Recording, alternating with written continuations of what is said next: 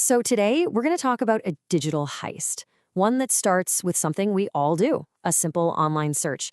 But it turns a platform that developers absolutely rely on, GitHub, into a weapon aimed right at you. Let's get into it.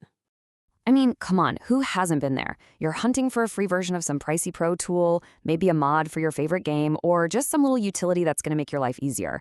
And when you find it, man, it feels like you've hit the jackpot. But what if that jackpot is actually a trap? Well, that's exactly what's happening.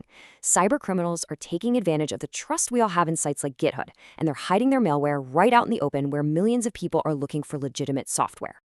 And look, we're not talking about some small-time operation here. Researchers have already found more than 100 of these fake software repositories, all of them built for just one reason, to get inside your machine. So how in the world are they pulling this off? It all starts with the lure. Let's break down how these attackers actually set their digital trap. And just look at the bait they're using. This stuff is super specific and really tempting. They're not offering some obscure program you've never heard of. No, they're using things people search for all the time. Voice changers, tools to get rid of watermarks, and even cheats for huge games like Valorant and Call of Duty. They know exactly what you want. Now here's the really sneaky part. They use search engine optimization, SEO, to make their fake GitHub pages look totally legit. So when you search for VoiceMod Pro, you might see the official site and then, right below it, a GitHub link promising a free version.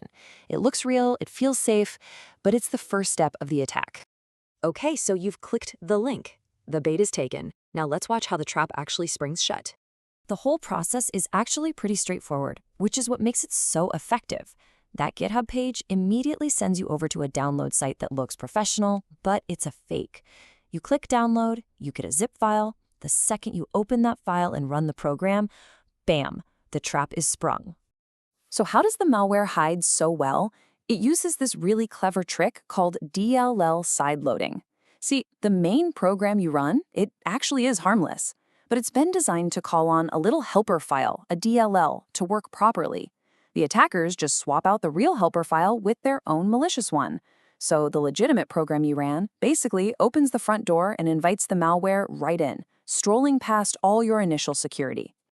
And that brings us to the malware itself.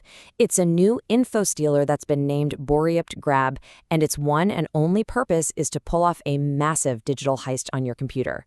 The first thing it does, it dives straight into your web browser. That's where the gold is. We're talking saved passwords, cookies that keep you logged into all your accounts, your entire browsing history. It grabs everything. And it's not picky at all, hitting all the big ones: Chrome, Firefox, Edge, you name it. Next up, it goes hunting for cryptocurrency. And BoryptGrab is incredibly thorough here, you guys. It's built to target more than 35 different types of crypto wallets. It doesn't matter if it's a desktop app or a browser extension. If you've got crypto on your machine, this malware is designed to find it and to drain it. But oh, it is not done yet. It also steals the session files to hijack your Telegram account, and it grabs authentication tokens to completely take over your Discord. As if that wasn't enough, it takes screenshots of your desktop and rifles through your personal documents, looking for any sensitive info it can find. So after the initial robbery, the attackers don't just pack up and leave. No, they want to make sure they can always get back in. And this, right here, is where things get really, really dangerous. They install a backdoor. This thing is called a reverse SSH backdoor. And that analogy is perfect. It's like the attackers have left a hidden key to your digital life, right under the doormat. It lets them come and go whenever they want, completely unseen. So what does having this key actually let them do? Well, pretty much anything. They can run any program they want on your computer, they can use your internet connection to hide their own illegal activities, and of course, they can always come back for more, stealing more files or even dropping off new malware, like ransomware. And here's a fascinating little detail. While they were digging through the malware's code, researchers found a bunch of clues.